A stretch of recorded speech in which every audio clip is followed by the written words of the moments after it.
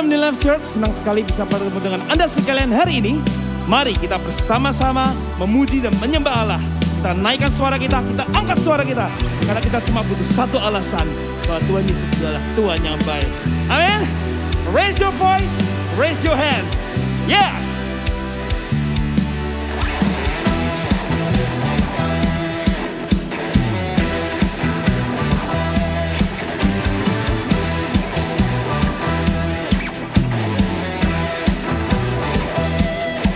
Segenap langkah kami tertuju,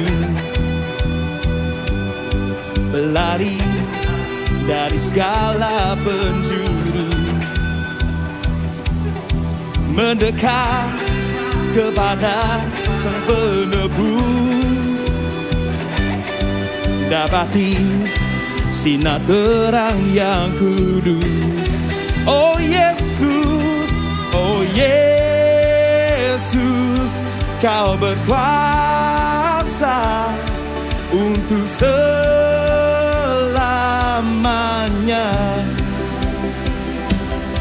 Kami agungkan nama-Mu,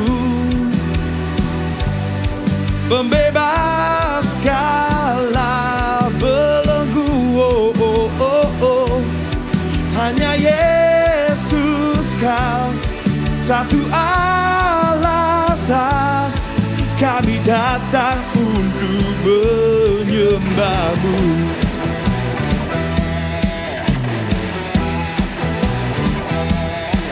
Segala ikatan telah terbuka, dan setiap dosa telah Kau hancurkan. Karena hanya Kau Sang Penebus, sucikan dengan cahaya terang-Mu. Oh Yesus, Yesus, Kau berkuasa untuk selamanya.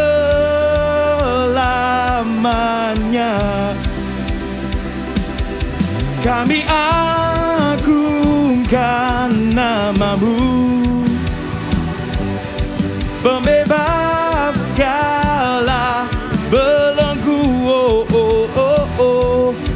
Hanya Yesus Kau satu alasan kami datang untuk menyembah-Mu.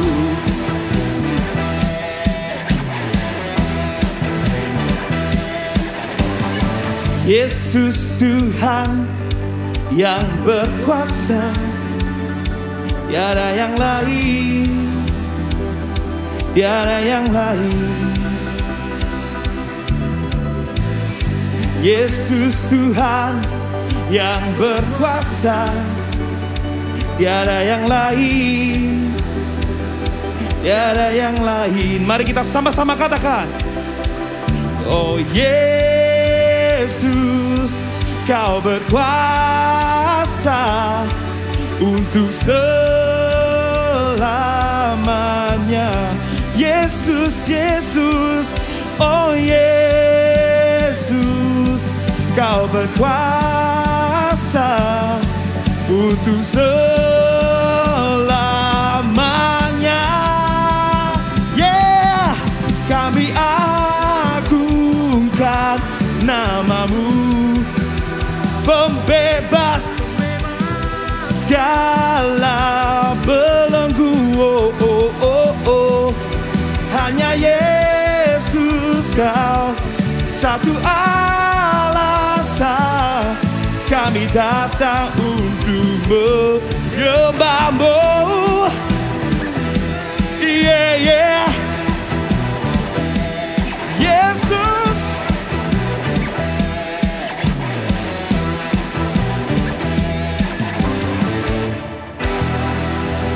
haleluya, haleluya. Terima kasih Tuhan. Terima kasih Tuhan.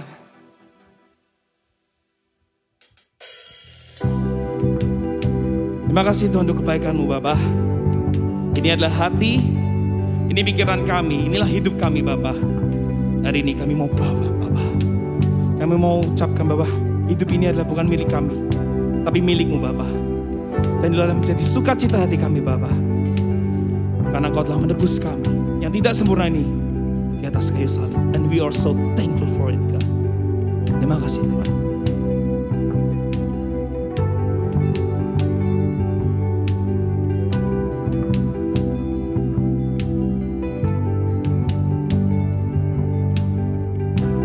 Dalam kesesakanku Kau beri kedamaian-Mu. Dalam keraguan ku temukan wajah-Mu.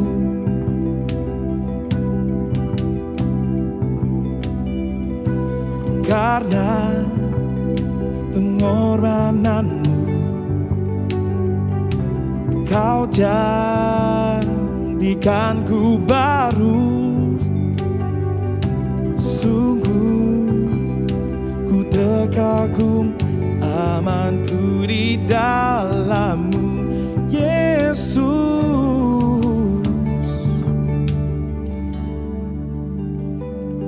Kau membuatku sesuai rencana-Mu. Kau memegang setiap musim hidupku. Ku serahkan semua kekhawatiranku. Ku milik-Mu.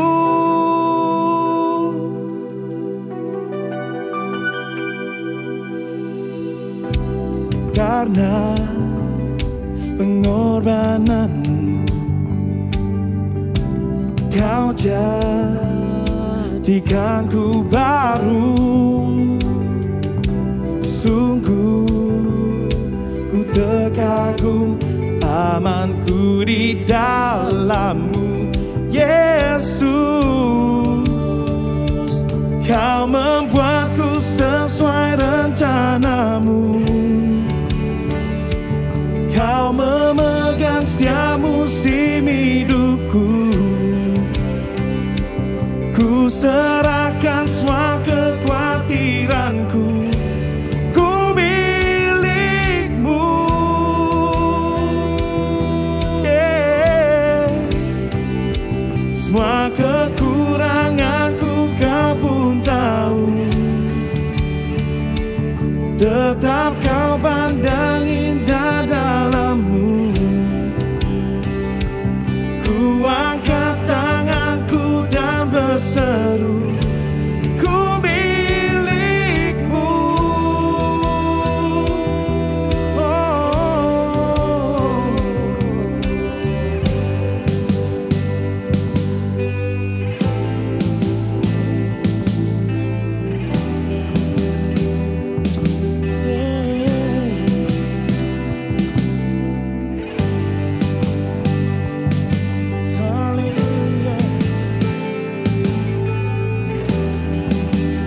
Sing it together, church.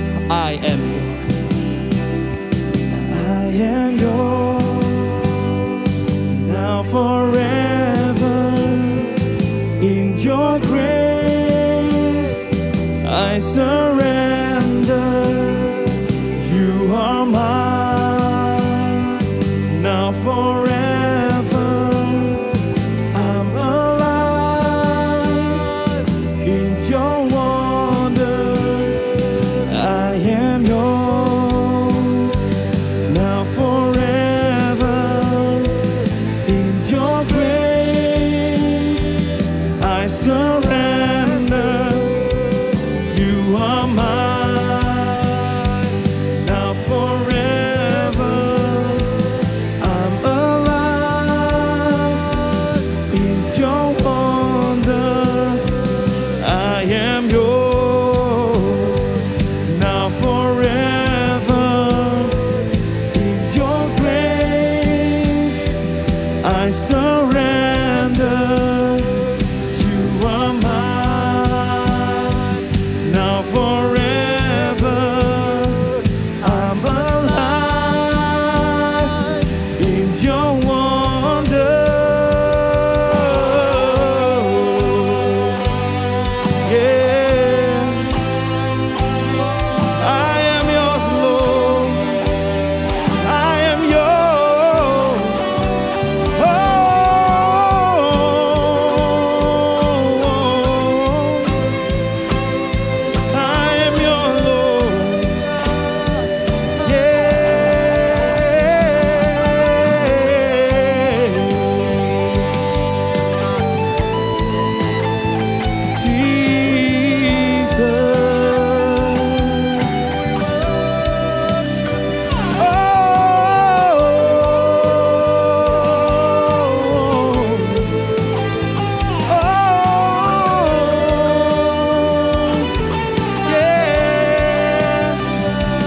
Kau membuatku sesuai rencanamu.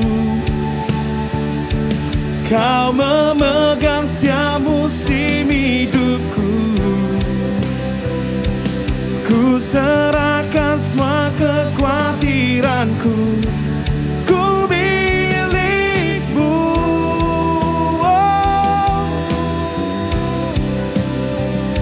Semua kekuranganku kau pun tahu.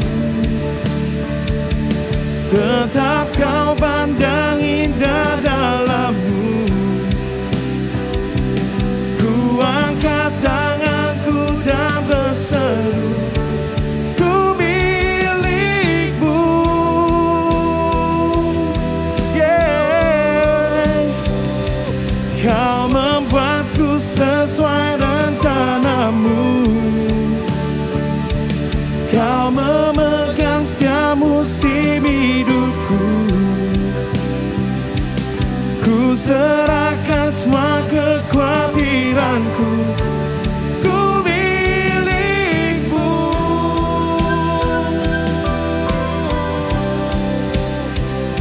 Semua kekuranganku kau pun tahu.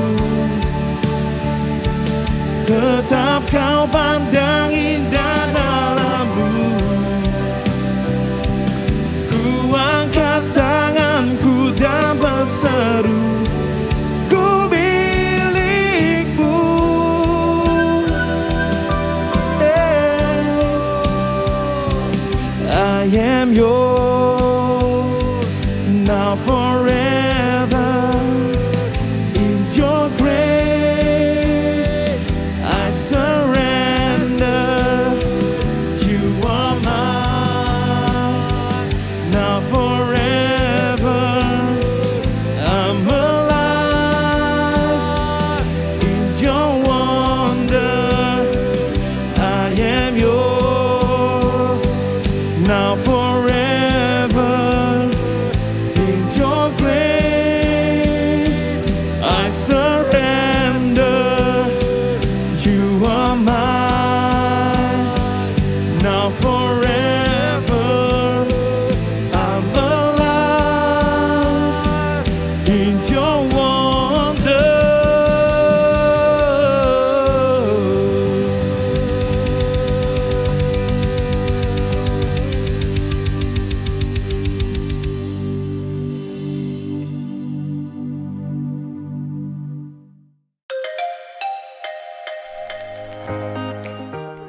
Shalom Bapak Ibu sekalian, wah seneng banget ya bisa bertemu dengan kalian semuanya di tempat masing-masing untuk kita bersama-sama beribadah.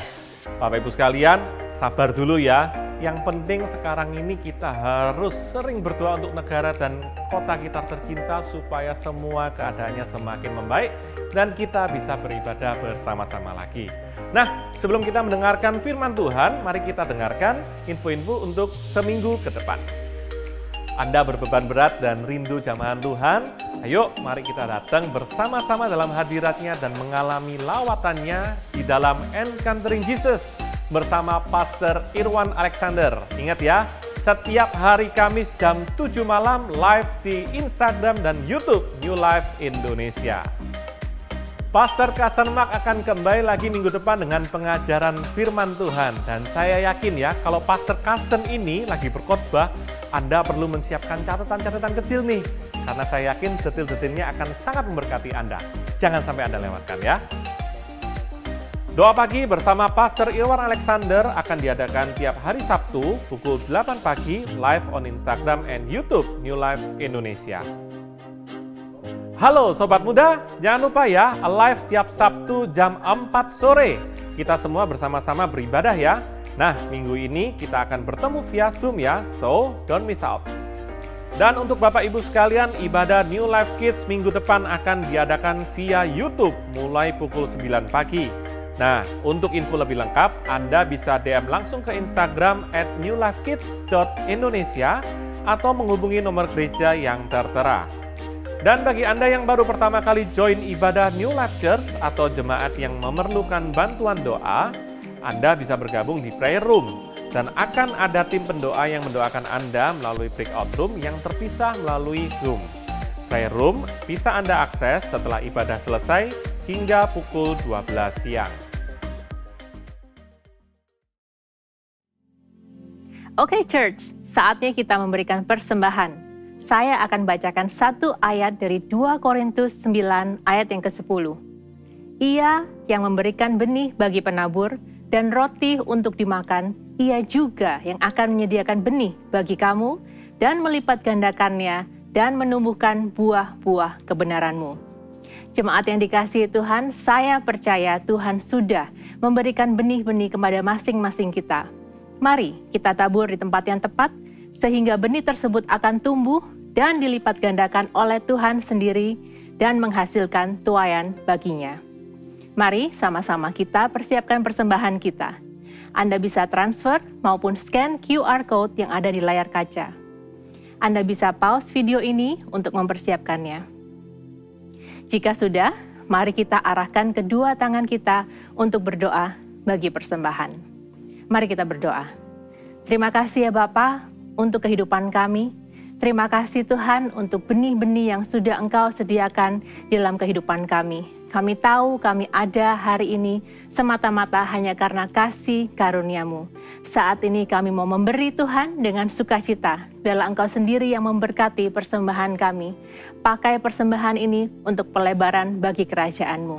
Terima kasih Tuhan, di dalam nama Tuhan Yesus kami berdoa. Amin. Church, sebuah anugerah yang besar bahwa saat ini kita tetap bisa membangun rumah Tuhan di tengah-tengah pandemi. Berikut Anda dapat saksikan progres pembangunan New Life Ballroom di Ciputra World. Check it out.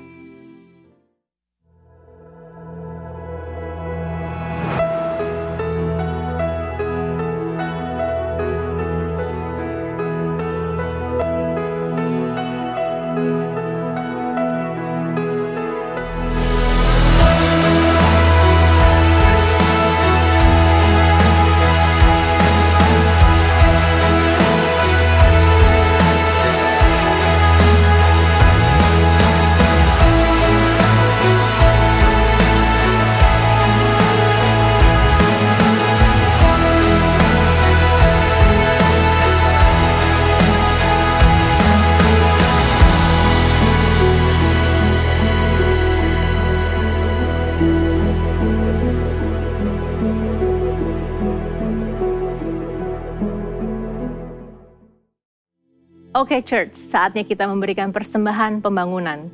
Bagi Anda yang tergerak untuk memberikan persembahan bagi rumah Tuhan, mari kita persiapkan. Anda bisa transfer maupun scan QR Code yang ada di layar kaca. Mari sama-sama kita berdoa. Bapa, kami mengucap syukur untuk kesempatan yang Kau berikan bagi kami Tuhan, untuk menabur bagi rumah-Mu. Terima kasih Tuhan untuk kepercayaan yang Kau berikan kepada New Life Church, untuk kami memperlebar Tuhan, tempat di mana kami beribadah Tuhan. Tuhan, kami berdoa buat semua yang sudah menabur hari ini, biarlah Kau memberkati kehidupan mereka lebih dan lebih lagi. Dan kami berdoa untuk progres pembangunan New Life Ballroom, biarlah Engkau yang percepat Tuhan, Engkau yang sediakan semuanya, dan pada waktu-Mu yang terbaik Tuhan, Engkau akan establish your house. Thank you Lord, di dalam nama Tuhan Yesus kami berdoa. Amen. Shalom New Life Church Surabaya. Senang bisa berjumpa dengan saudara, sekalipun kita tidak bisa ibadah on-site, tetapi tetap bahwa rencana Tuhan, hadirat Tuhan, tetap hadir di tengah-tengah kita. Saya percaya, saya bersyukur bahwa kita semua dalam keadaan baik. Saya berdoa saudara dalam keadaan baik-baik saja. Dan saya mengucap terima kasih kepada Pastor Irwan dan seluruh tim yang ada di New Life Church Surabaya yang sudah memberikan kesempatan kepada saya untuk bisa melayani. Saya berharap suatu saat nanti kita bisa berjumpa in person di on-site service. Tapi sebelumnya perkenalkan, nama saya Gusti Agung Wijoyo. Saya asli berasal dari Surabaya dan saya sebenarnya sering beberapa kali berkunjung di Surabaya sebelum pandemik ini. Tetapi kita belum punya kesempatan untuk meet in person. Tapi saya bersyukur tetap kita semua bisa bukan hanya bertahan, tapi saya berdoa kita semua dalam keadaan yang tetap diberkati. Apapun masalah kita, apapun pergumulan kita saat ini, jangan hanya bertahan. Karena Tuhan tidak menciptakan kita untuk bertahan. Tuhan menciptakan kita untuk berbuah. Supaya kita bisa berbuah lebat, kita harus bertumbuh. Supaya kita bisa bertumbuh, kita harus bisa berakar. Dan untuk itu, kita mau belajar pada pagi hari ini, bagaimana kita mencintai rumah Tuhan. Karena hanya di dalam rumah Tuhan, kita bisa menghasilkan buah yang luar biasa. Ya, mari sebelumnya kita berdoa terlebih dulu. Bapak, terima kasih Tuhan, kami ucap syukur bahwa pagi hari ini, bahwa hari ini kami semua bisa dalam keadaan yang baik dan diberkati Tuhan. Kami semua bukan hanya bertahan, tapi masih bisa berbuah, masih bisa melayani, masih bisa memuji Tuhan. Dan hamba-Mu berdoa kepada semua, untuk semua jemaat yang ada di New Life Church Surabaya. Mereka dalam keadaan yang luar biasa, keadaan yang sehat, keadaan yang diberkati. Kami juga berdoa untuk teman-teman, saudara-saudara kami yang hari ini sedang bergumul, yang sedang sakit, yang sedang kehilangan orang-orang yang mereka kasihi. Tuhan, berikan penghiburan, berikan kekuatan buat mereka, sehingga mereka semua tahu bahwa Tuhan punya rencana, bukan rencana yang sementara, tetapi rencana yang di dalam kekekalan. Bahwa hidup kami di dunia ini hanya sementara. Tapi kami percaya bahwa Tuhan punya rencana yang luar biasa di depan kami, di dalam kekekalan, di dalam Yesus Tuhan, tidak ada satupun yang dikalahkan. Terima kasih Tuhan, biar urapi hamba-Mu ini untuk mengajarkan firman-Mu, kebenaran-Mu, sehingga semua kami diberkati. Biarlah firman-Mu ini menuntun kami, memberikan kami kemenangan, memberikan kami kehidupan, dan biar kami penuh di dalam anugerah, dan Yesus tetap menjadi pusat di dalam kehidupan kami. Di dalam nama Tuhan Yesus, semua yang percaya bahwa Tuhan Yesus baik, katakan amin. Ya, shalom sekali lagi. Saya akan mengajar tentang home. Saya diberikan tema untuk mencintai rumah Tuhan. Cintailah rumah Tuhan dalam konteks gereja. Gereja ini bukan hanya sekedar bangunan, tetapi gereja adalah saudara dan saya. Apa itu home? Home itu adalah rumah, tetapi bukan hanya rumah secara bangunan. Ada arti rumah secara bangunan itu house, tetapi kalau home itu adalah rumah dalam konteks keluarga. Dalam konteks di mana di dalamnya ada anggota-anggota yang saling mencintai, saling mengasihi, unity bersama, fellowship bersama, merasakan hangatnya cinta, menopang satu dengan yang lain, mengajar, berkorban, bertumbuh bersama. Itulah home. Saudara, it takes hands to build a house, but only hearts can build a home. You can buy a house, but not a home. Artinya, membutuhkan tangan untuk membangun sebuah bangunan rumah. Tetapi kita harus membutuhkan hati untuk bisa mendirikan sebuah rumah yang di dalamnya ada anggota-anggota keluarga yang saling mengasihi. Anda mungkin bisa membeli sebuah rumah yang mewah, rumah bangunan yang mewah. Itu sekedar house. Tetapi untuk home, itu tidak bisa dibeli. Nah, saudara, Anda mungkin bisa cari seluruh gereja yang ada di kota Surabaya. Mana yang lebih bagus? Mana yang lebih keren? Mana yang lebih besar? Mana yang lebih punya kelebihan di ini dan itu dan seterusnya. Tetapi kalau cuman sebuah bangunan yang saudara cari, sebuah denominasi yang saudara cari, sebuah hanya perkumpulan yang saudara cari, itu bukan home. Tetapi home itu adalah satu keluarga di mana saudara klik, saudara punya chemistry, saudara bisa bertumbuh bersama. Sekalipun mungkin bangunannya tidak terlalu besar. Mungkin bangunan gereja itu ada di kampung, ada di gang. Mungkin orangnya cuma 30 orang, 50 orang. It doesn't matter. Tapi kalau di dalamnya Tuhan Yesus hadir dan semuanya bersama-sama bisa bertumbuh dalam pengajaran firman Tuhan, dan mereka semua bisa beriman, that's home. Nah, saya percaya saat ini kalau saudara ditempatkan Tuhan di gereja ini, artinya this is your home. Not only a house, but this is your home. Anda bisa bangun di lokasi yang satu, Anda bisa diberkati dan pindah ke lokasi yang lain. Dimanapun lokasi gereja ini berada, tetap adalah satu kumpulan keluarga yang dirancang oleh Tuhan untuk saudara tinggal, berakar, bertumbuh, dan berbuah di dalamnya. Jadi nggak masalah ada di mana. alamatnya di mana, gerejanya model kayak apa, ada LED atau tidak, ada apa namanya, musiknya lengkap atau tidak, pengkhotbahnya siapa. Menurut saya itu hanya aksesoris. Tetapi yang paling inti, yang paling fundamental adalah ketika saudara ada di tempat ini, saudara bisa bertumbuh, saudara merasakan satu kehangatan keluarga, itulah home. Di dalam home, kita tidak mudah tersinggung. Saudara di dalam keluarga, setiap hari saudara ketemu, saudara tidak setiap hari cocok. Kadangkala kalau saudara punya anak yang satu bertengkar dengan anak yang lain, tidak berarti langsung mereka berantem, terus besok mereka pindah ke rumahnya orang lain. Ya kan? Mereka bisa berantem, mereka tetap malamnya tidur sama-sama di dalam satu rumah, bahkan mungkin satu kamar. Dan besok mereka bertemu lagi, berantem lagi, mereka akur lagi, damai lagi, makan malam bersama, tidur lagi, besok bangun, ketemu lagi, berantem lagi, akur lagi, dan tiba-tiba mereka sudah bertumbuh menjadi besar, dewasa, diberkati, dan mereka akur, dan mereka cocok, dan mereka mencintai satu dengan yang lain sebagai sibling, sebagai kakak dan adik, dan mereka bertumbuh di dalam satu rumah. That's home. Jadi kalau orang yang gampang tersinggung pindah, orang yang mudah sekali sensitif, pendapatnya tidak diterima, pindah, ya kan? Tidak disapa sedikit, tersinggung, pindah. Berarti saudara belum tahu konsep home. Saudara hanya tahu konsep house. Rumah Tuhan itu bukan house. House itu bangunan. Rumah Tuhan itu adalah home. Rumah itu adalah hidupmu. Rumah Tuhan itu adalah hidupmu. Di dalam 1 Korintus 6:19 dikatakan, atau tidak tahukah kamu bahwa tubuhmu adalah bait Roh Kudus yang diam di dalam kamu, Roh Kudus yang kamu peroleh dari Bapa, dan bahwa kamu bukan milik kamu sendiri. Roh Kudus yang diterima dari Bapa tinggal di dalam kita, dan kitalah rumah Tuhan.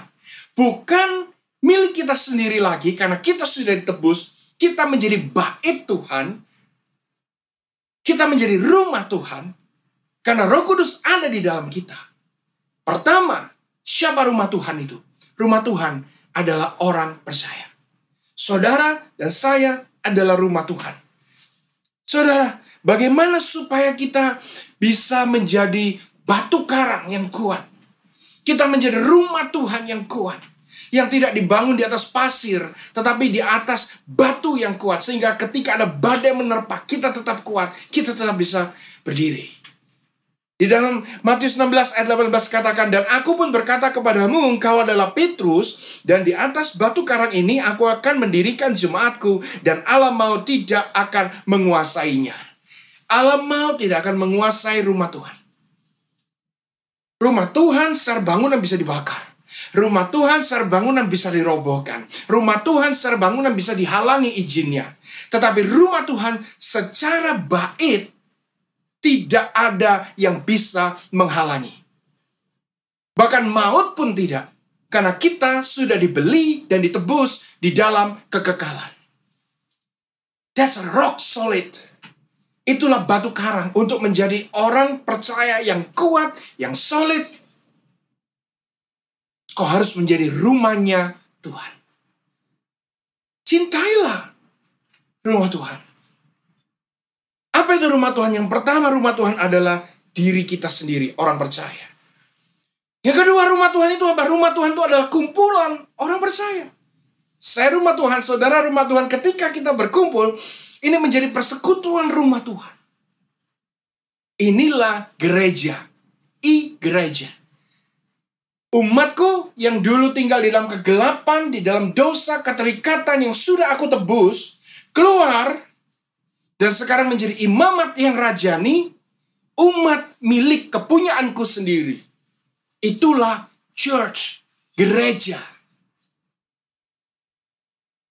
Bagaimana kita tidak bisa mencintai gereja? Bagaimana kita bisa mencintai rumah Tuhan? Tuhan yang sudah menebus kita, diri kita, orang percaya, bersekutu bersama, Fellowship seperti dalam Kisah Para Rasul, di situ ada fellowship. Di situ ada sign and wonders, ada mujizat, ada keajaiban, penyertaan Tuhan yang luar biasa. Karena ada orang-orang percaya yang bersekutu bersama. Di mana 2-3 orang sepakat dan bersekutu, di situ Tuhan hadir. Kalau Tuhan hadir, pasti sign and wonders akan menyertai. Mereka disukai oleh banyak orang. Mereka menjadi terang dan garam. Kalau sudah baca Kisah Para Rasul, itu gereja. Itu gereja.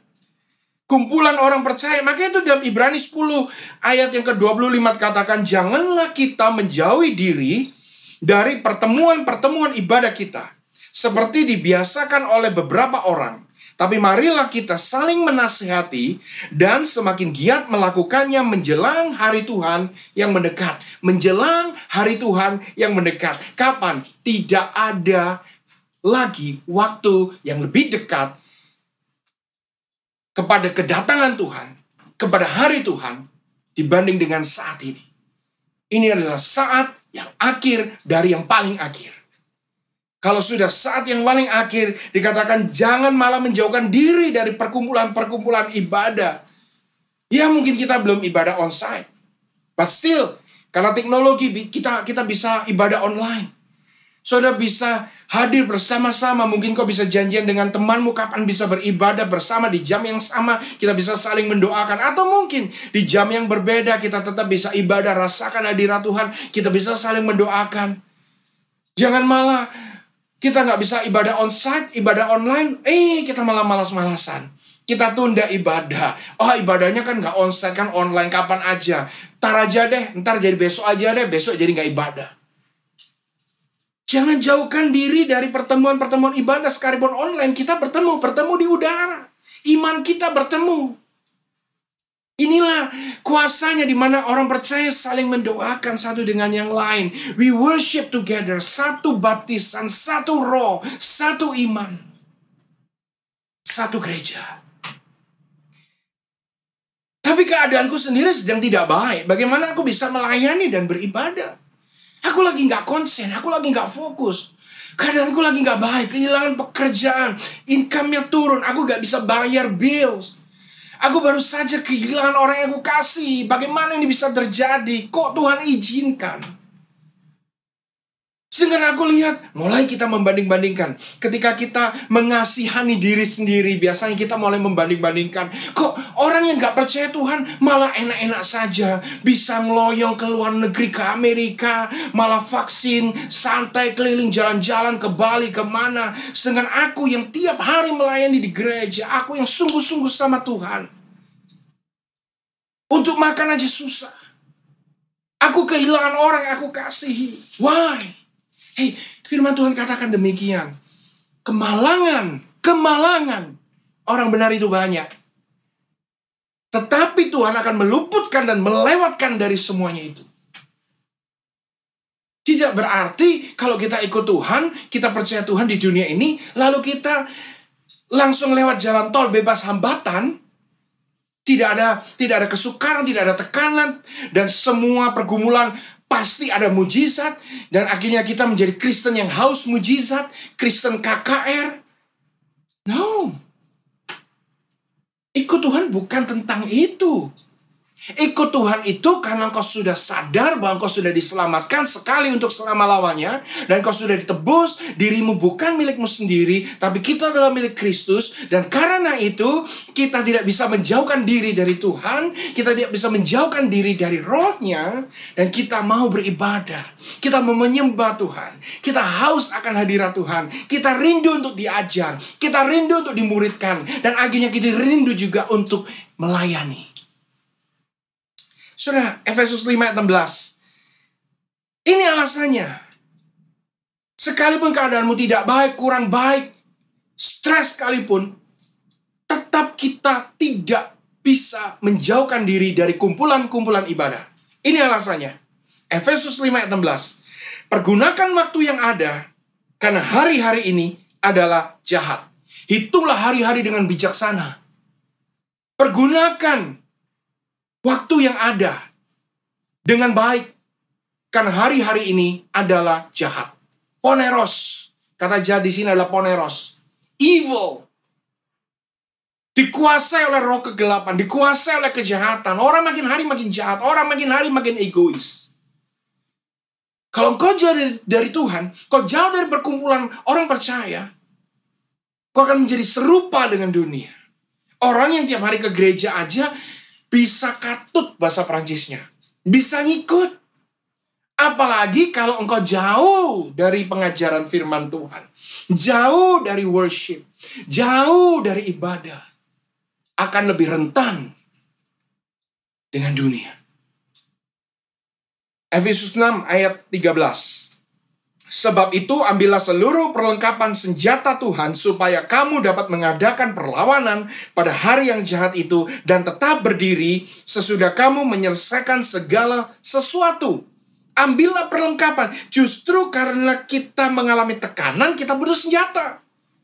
Justru karena kita stres, kita butuh antibody supaya kita tidak mati. Justru ada pressure, ada masalah, ada tekanan, ada serangan. Jangan malah menjauh. Ambil senjata. Senjata Tuhan yang untuk mengadakan perlawanan di hari-hari yang jahat ini. Supaya kita bisa tetap berdiri teguh di atas batu karang. Sesudah kamu menyelesaikan segala sesuatunya. Bagaimana seseorang bisa menjadi semakin kuat? Bagaimana kita bisa menjadi lega, menjadi tenang saat kita ada di luar Tuhan? Mustahil. Mustahil. Kita akan menjadi kuat, kita akan menjadi lega, kita akan menjadi sukacita jika kita tetap berada di dalam Tuhan. Rom 8 ayat 31. Sebab itu apakah yang akan kita katakan tentang semuanya itu? Jika Tuhan ada di pihak kita, siapakah yang akan melawan kita? Sebaliknya kalau kita tidak menjauhi kumpulan ibadah, kita semakin mencintai rumah Tuhan. Kita pelayanan tidak kendor. Kita semakin dekat. Kita fellowship tetap menjaga satu dengan yang lain, saling menguatkan.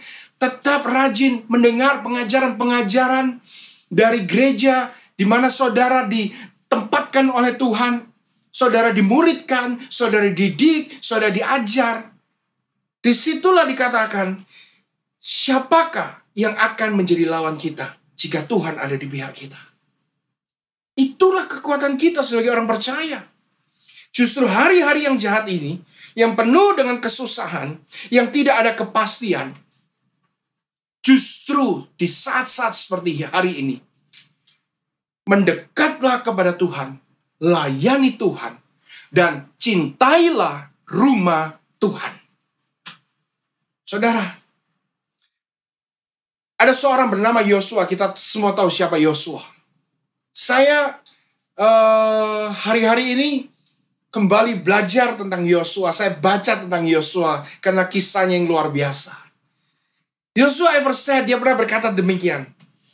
Setelah dia mengingatkan semua kebaikan Tuhan, setelah dia berperang, mengalahkan banyak musuh, dia merebut tanah Kanaan, dia masuk ke tanah perjanjian, dan dia kumpulkan semua orang Israel, dan dia ceritakan, ingatkan kembali semua kebaikan, kebesaran Tuhan kepada seluruh umat Israel, dan dia meneguhkan kembali perjanjian Tuhan kepada Musa, dia teguhkan kembali kepada umat Israel, dia ingatkan kembali di Shechem pada saat itu. Dan pada saat itu, dia buat statement yang luar biasa di Yosua 24 ayat 15. Tetapi jika kamu anggap tidak baik untuk beribadah kepada Tuhan, kalau kamu pikir ibadah itu percuma, kalau kamu pikir melayani Tuhan itu percuma, hey, listen to me. Pilihlah pada hari ini kepada siapa kamu akan beribadah. Make your decision. Kamu ikut dunia, kamu tinggalkan Tuhan, atau kamu tetap akan setia ikut Tuhan dan melayani Tuhan. Dia katakan demikian. Elohim yang kepadanya nenek moyangmu beribadah di seberang sungai Efrat, atau ilah-ilah orang Amor yang negerinya kamu diami ini. Terserah, kamu mau ikut mereka.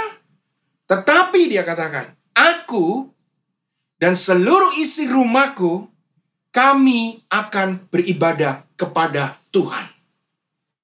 Wow, that's a strong statement dari Yosua. Dia bilang, sekarang kita sudah bebas, tanah sudah dibagi, kita sudah menang, make your decision. Kamu mau tinggalkan Tuhan? Kamu mau ikut dewa-dewa orang Amori? Kamu mau ikut ilah-ilah orang-orang yang tanahnya kita sudah rebut? Atau kamu mau tetap ibadah kepada Tuhan? It doesn't matter. Yang pasti aku dan seluruh isi keluargaku tetap akan melayani dan beribadah kepada Tuhan. Wow. Siapa Yosua ini? Yosua ini bukan orang sembarangan. Dia orang yang muda. Masih muda sekali. Tetapi dia adalah orang yang dipakai Tuhan untuk menduduki tanah perjanjian, menebus tembok Yeriko, menembus lawan-lawan yang tidak bisa ditembus oleh Musa sebelumnya. Dia menggantikan seniornya yang jauh lebih berpengalaman, yang gagal. Dia gantikan dengan penyertaan Tuhan. Jangan gentar dan jangan takut, dikatakan renungkan firman-Ku siang dan malam, maka perjalananmu akan aku buat selalu beruntung, Tuhan katakan. Yosua mencintai firman Tuhan. Yosua mencintai rumah Tuhan. That's why dia selalu menang. Who's Joshua? Joshua adalah orang yang merobohkan the wall of Jericho. Merobohkan tembok Yeriko yang tingginya 4 meter. Yang lebarnya bisa dilalu lalang oleh 2 kereta kuda. I assume that's around 8 meters wide. Saudara, Yosua di dalam Yosua 8, dia adalah orang yang melawan bangsa Ai di negeri Ai. Orang-orang yang begitu kuat pertahanannya. Dia punya strategi yang luar biasa. Dia pancing mereka keluar. Dan akhirnya pura-pura mundur sampai dikejar ke gunung. Sampai jauh meninggalkan bentengnya. Dan akhirnya ada orang-orang Israel yang bersembunyi di sekeliling benteng musuh itu. Diberi kode ketika senjata diacungkan. Mereka semua menyerbu benteng yang telah ditinggalkan oleh orang-orang Ai. Di situ dibakar, asap mengepul ke atas. Orang-orang Ai ini langsung menoleh. Dia melihat rumahnya, bentengnya, semua kotanya dibakar. Wah, bingung mereka, terjepit. Di saat yang sama, Yosua yang pura-pura lari ke gunung kembali menyerang. Dan tentara yang sudah dari bawah, yang sudah dipersiapkan, yang tadinya sembunyi, menyerang ke atas. Dan disitulah bangsa Ai dikalahkan. Ini strategi yang kalau saudara tonton di film-film, adalah perperangan sesudah Masehi. Do you know when Joshua lived? Joshua lived in Bronze Ages. Di zaman perunggu, 1300 tahun sebelum Masehi. Dia sudah punya strategi perang yang demikian luar biasa. Jika bukan Tuhan, siapa? Yosua 10 ayat 12-13. This is amazing. Saudara, gak ada yang pernah lakukan ini. Richard Branson bisa buat pesawat untuk keluar angkasa, tapi dia tidak bisa berhentikan matahari dan bulan di tempatnya. Gak ada satu teknologi yang bisa. Tapi imannya Yosua bisa. Dikatakan Yosua 10 ayat 12-13. Lalu Yosua berbicara kepada Tuhan pada hari Tuhan, menyerahkan orang Amori itu kepada orang Israel. Ia berkata di hadapan orang Israel, matahari, berhentilah di atas Gibeon, dan engkau bulan di atas lembah Ayalon. Maka berhentilah matahari dan bulan pun tidak bergerak, sampai bangsa itu membalaskan dendamnya kepada musuhnya. Bukankah hal itu telah tertulis dalam kitab orang jujur? Matahari tidak bergerak di tengah langit dan lambat-lambat terbenam kira-kira sehari penuh. Joshua delay hari 24 jam. Yosua menunda hari 1 hari penuh. Matahari diam di tempatnya. What kind of faith is this? Iman yang kayak apa? Berjalan di atas air. Magician can't do that. Ya kan? Kalau mau buat mujizat jangan tanggung-tanggung. Kalau cuman orang berjalan di atas air, sulapan, atraksi mimbar, semua. Ya, I believe that kind of miracle. Hidup saya disertai dengan banyak mujizat. Tapi saya kurang setuju dengan orang Kristen yang haus mujizat. Orang Kristen tuh harus haus hadirat Tuhan. Haus akan kebenaran firman Tuhan. Bukan haus akan mujizat. Haus akan berkat. Haus akan tanda-tanda ajaib. Kalau cuman itu pergi ke tukang sulap, saudara. Lebih instan sulapannya. This Joshua, dia berhentikan matahari, men. Gak ada tukang sulap yang bisa lakukan itu. This Joshua yang mengatakan, aku dan seisi rumahku akan melayani Tuhan. Tetap akan beribadah kepada Tuhan, Elohim Israel. Yosua 12, sudah bisa lihat dan baca. Berapa banyak yang dikalahkan? Berapa raja yang dikalahkan? 31 raja. 31 raja dikalahkan oleh Yosua, dan di dalamnya include giants, raksasa-raksasa dikalahkan. Dan dia hidup hingga 110 tahun lamanya.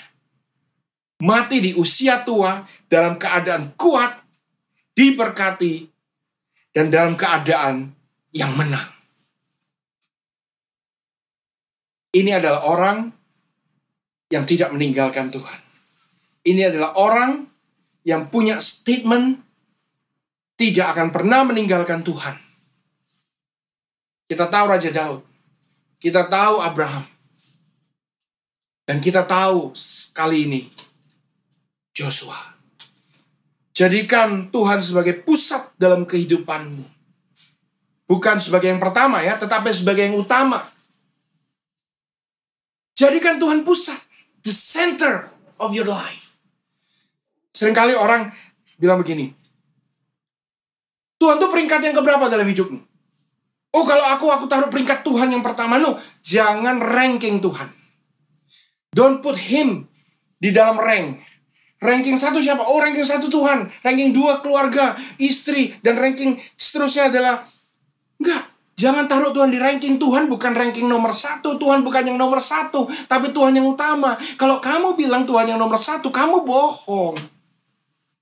Bagaimana kamu bilang Tuhan nomor 1, tapi dalam 1 hari 24 jam, belum tentu 15 menit kamu kasih ke Tuhan. Right? Am I wrong? Kalau kamu bilang Tuhan nomor 1, berarti kamu kerja 1 jam, kasih Tuhan 7 jam. Iya kan? Atau kamu layani aja Tuhan, dikasih PK, nggak kasih PK, dibayar, nggak bayar, pokoknya kamu layani aja Tuhan. Makan nggak makan, pokoknya kamu layani Tuhan. Nikah nggak nikah, dapet jodoh nggak dapet jodoh, pokoknya kamu layani Tuhan. I don't care apapun yang terjadi, pokoknya Tuhan, aku layani Tuhan. Baru aku percaya kalau kamu taruh Tuhan nomor 1. But anyway, that's not right. Makanya banyak kontradiksi kan. Wah, taruh pelayanan nomor 1, taruh Tuhan nomor 1, melayani Tuhan, uangnya semua kasih ke Tuhan, dan seterusnya. Akhirnya keluarganya berantakan. Karena itu tadi, kamu taruh Tuhan sebagai nomor urutan. Tuhan bukan urutan, Tuhan itu pusat. The center, bukannya nomor 1, tapi pusatnya. Seperti wheel bearing, seperti bearingnya roda itu. Di tengah-tengah dia. Yang membuat roda itu bisa berputar dengan cepat atau kuat dan tidak lepas, itu adalah bearingnya. Kalau bearingnya kuat di tengah, secepat apapun roda itu berputar, dia tidak akan lepas. Tuhan itu seperti bearing di tengah. He's the center of our life. Jesus is the center of our life. He's not the number 1. Dia adalah yang utama, bukan yang nomor 1. Anggap ya? Saya enggak sesat. Coba pikirkan kembali. Kau akan bingung karena kau taruh Yesus nomor 1. Nomor 2 siapa? Istri atau anak? Nomor 3 siapa? Nomor 4. Tapi pada prakteknya, Yesus nomor 11. Nomor 12. Golf mancing nomor 7. Iya kan? Well, no. Engkau mau menikah. Kau mau mendidik anakmu. Engkau mau bermadu kasih dengan pasanganmu. Engkau mau berlibur. Kau mau vacation. Kau mau main golf. Kau mau naik sepeda. Kau mau ngopi. Kau mau makan enak. Kau mau ngelakuin apa aja. It doesn't matter. Jesus is the center of your life. So if Jesus is the center of your life, apapun yang kau lakukan harus berpusat kepada Dia. You get me? Harus berpusat kepada Dia. Kalau engkau lakukan sesuatu, cocok nggak ya? Engkau berbisnis, cocok nggak ya? Engkau menikmati berkat Tuhan, cocok nggak ya? Cocok nggak ya kalau Yesus sebagai pusat? Nah, mari saya akan akhiri firman Tuhan pada kesempatan kali ini. Cintailah rumah Tuhan. Karena kalau kau jadikan Yesus pusat dalam hidupmu, kau mengenal Dia, kau akan mencintai Dia. Orang yang tidak bisa mencintai Tuhan, bukan orang yang kurang iman, bukan orang yang durhaka. Menurut saya orang yang tidak bisa mencintai Tuhan hanya orang yang kurang mengenal Tuhan. Kalau dia kenal benar-benar siapa Tuhannya, kalau dia kenal benar-benar Yesus, tidak mungkin tidak jatuh cinta. Paulus katakan, pedangkah, kelaparankah, kesusahan apapun tidak dapat memisahkan aku dari kasih Kristus. Saya diberikan kesempatan Tuhan berangkat ke Amerika tahun 99 kalau nggak salah. Saya melayani Tuhan di sana, memulai gereja di tahun 2000 awal. Di kota Atlanta. Saya mengembalakan kurang lebih 9 tahun. Dari 5 orang menjadi 500 orang dengan simpatisan semuanya, kurang lebih 700-800 terdaftar di gereja kami. Pada saat itu menjadi gereja yang terbesar, Indonesia yang terbesar di North America.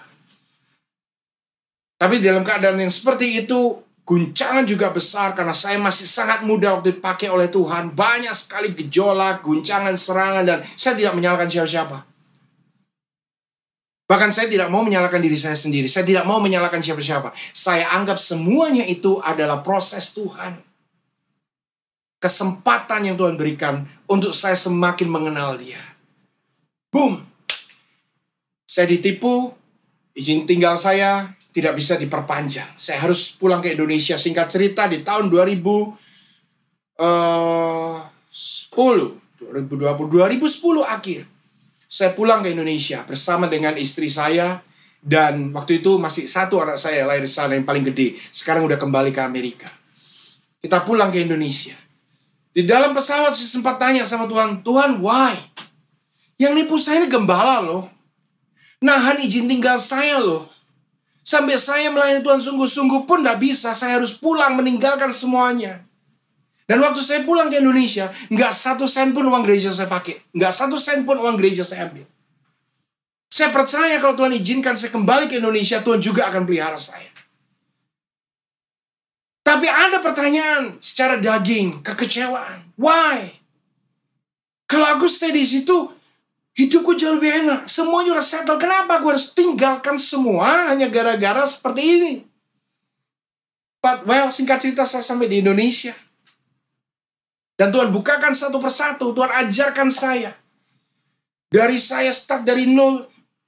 Sukses seperti orang pasang puzzle. Mulai dari nol, saudara. Dipasang satu persatu. Jadi bagus. Begitu gede. Tiba-tiba dibuyarkan begitu. Jatuh semua. Lalu tiba-tiba Tuhan kasih puzzle yang baru nih. Kamu pasang yang baru. Stres. Lumayan. Saya mulai nol di Jakarta. Istri saya cari kerjaan, lamar kerjaan ke satu tempat kerjaan. Lihat dari koran. Gak punya koneksi. Gak punya warisan. Gak bawa tabungan. Uang kami ada yang kami bawa cuma bisa dipakai 1-2 bulan habis. Istri saya lamar. Saya ingat waktu itu masih ada lowongan menjadi HRD kalau nggak salah, HRD ya, yang level bawah gitu. Terus istri saya lamar. Dia kasih CV. Orangnya bilang, "Ibu, maaf ya, Ibu mungkin pasti keterima, tetapi CV-nya kayaknya kurang cocok, Bu." Kenapa istri saya bilang kurang cocok? Pengalaman dan CV ibu terlalu lebih dari apa yang kami butuhkan. Nanti gajinya nggak sesuai. Saya bilang nggak apa-apa, saya nggak cari gaji. Saya cuma cari kerja. Saya baru pulang dari Amerika dan saya butuh kerja. Saya cuma mau cari kesibukan. Dia ngomongnya begitu. Padahal ya memang kita butuh duit, saudara. Singkat cerita, oke gini aja Bu, CV saya tahan. Ibu pulang ke rumah, nanti coba we'll see what we can do. Dia tunjukkan CV itu ke bosnya. Dan singkat cerita, dalam berapa hari istri saya dipanggil kembali. Ternyata ada satu lowongan yaitu kalau nggak salah operation manager pada saat itu, yang jauh di atas daripada lowongan yang dia apply di satu chain restoran yang besar di Indonesia. Saya tidak sebut merek, dan kalau saya sebut merek pasti semua sudah tahu. Nah, itu terjadi sekitar 10-11 tahun yang lalu. Saudara, dia dipanggil dan diinterview menjadi operation manager. Ada satu lowongan yang kosong, belum diiklankan, yang ada available, tidak diberikan orang lain, belum dibuka. Pada saat isi saya melamar, dan melamar di posisi yang rendah, dikasih posisi yang tinggi. Ini satu mujizat awal yang kita terima. Oke, dikerja dengan setia. Dan Tuhan terus promosikan. Saya di Indonesia, saya bingung sama pelayanan apa. Saya bukan orang yang bisa, saya bukan orang yang extrovert, yang bisa bergaul dengan banyak orang, atau bisa say hi, bisa tanya-tanya temen, kamu ada pelayanan apa enggak. Saya nggak bisa seperti itu. Saya cuma bisa berharap sama Tuhan. Dan anehnya apa? Banyak hamba Tuhan senior yang saya pernah undang ke Amerika, ke gereja kami. Hampir setiap bulan kami undang hamba Tuhan dari Indonesia. Kami punya finansial yang cukup kuat pada saat itu.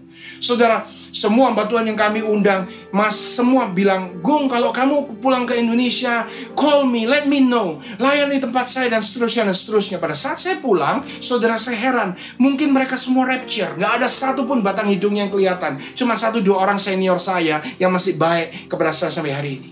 That's it.